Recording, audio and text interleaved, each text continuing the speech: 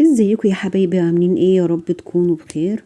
هنعمل النهارده مع بعض وصفه حلوه قوي هتعجبكم. حاجه كده تفتح نفسنا على الاكل. هنعمل البسارية بطريقه سهله وبسيطه جدا. هنخللها وهتبقى طعمها روعه. تعالوا نسمي الله ونصلي على الرسول عليه افضل الصلاه والسلام، ونشوف احنا هنعملها ازاي.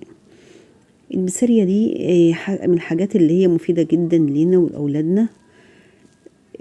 رغم حجمها الصغير انما هي مفيدة جدا. احنا عملناها مع بعض فيديو قبل كده واحنا محمرينها زي ما بنحمر السمك كده. هبقى اسيب لكم اللينك بتاعه تحت في صندوق الوصف. انا معايا حوالي كيلو بسارية غسلة كويس ومنشفاه، و3 معالق كبار ملح، عليهم معلقة شطة صغيرة. الشطة طبعا حسب الرغبة، لو حابة تزودي زودي. هقلبهم على بعض كويس قوي. هخلط الملح مع الشطة وهضيفه على البسارية وهقلبها. طبعا احنا مش هنحط واحدة واحدة، احنا هنقلب كل الملح عليها مرة واحدة كده بالشكل اللي حضراتكم شايفينه ده.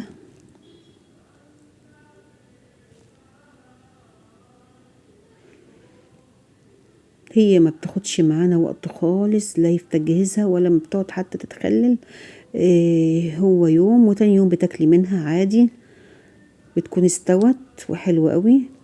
ولو انت مش هتاكليها طبعا كلها او مش هتستخدميها كلها، ممكن تحطيها في علبة وتحطيها في التلاجة، تحفظيها في التلاجة وتستعمليها في اي وقت. احنا بقى هنجيب علبة ونحط فيها كيس تلاجة ونحط فيها البسارية بتاعتنا بعد ما ضفنا عليها الملح والشطة وقلبناها كويس بالشكل ده.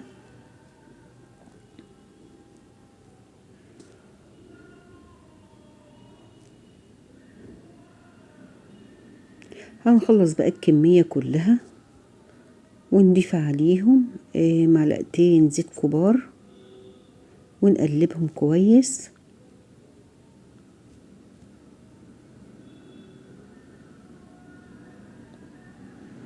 الزيت طبعا عشان يحفظها.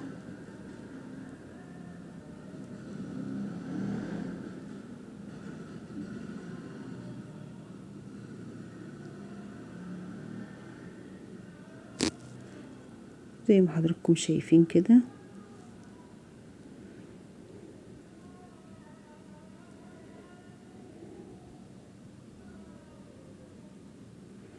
طبعا ممكن تعملي نص الكمية لو حابة، مش حابة تعملي الكيلو كله، عايزة تعملي بس نص الكمية، ممكن تعملي نص كيلو. عليه معلقة ونص ملح وكبار ونص معلقة شطة.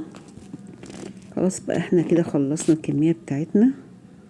هضيف الزيت بقى على الوش كده، على وش العلبة، واغطيها بقى كويس بطريقة محكمة كده.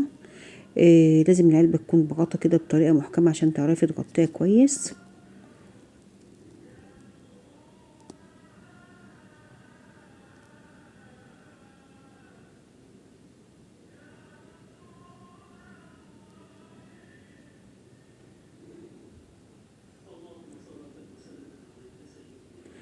خلاص احنا غطينا عليها. هنفتح عليها تاني يوم، هنسيبها يوم. انا عاملاها اول النهار الصبح، قعدت معايا اليوم كله. تاني يوم على العصر كده كنت فتحت عليها وكانت استوت، وبجد كان طعمها تحفة. يلا بقى جهزي العيش البلدي والليمون والبصل الاخضر، وهتاكلي احلى بسارية مخللة.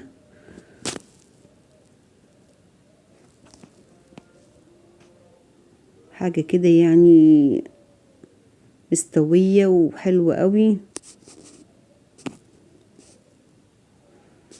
وقدميها بأي طريقة انت بتحبيها. انا قدمتها بالطريقة دي وحطيت معاها الليمون.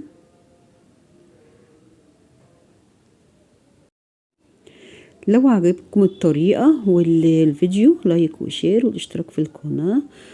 لو اول مرة لسه بتشوفوني، شاركوا الفيديو مع اصحابكم واصدقائكم علشان يستفيدوا منه. والى اللقاء في فيديو جديد ووصفة جديدة. بحبكم في الله.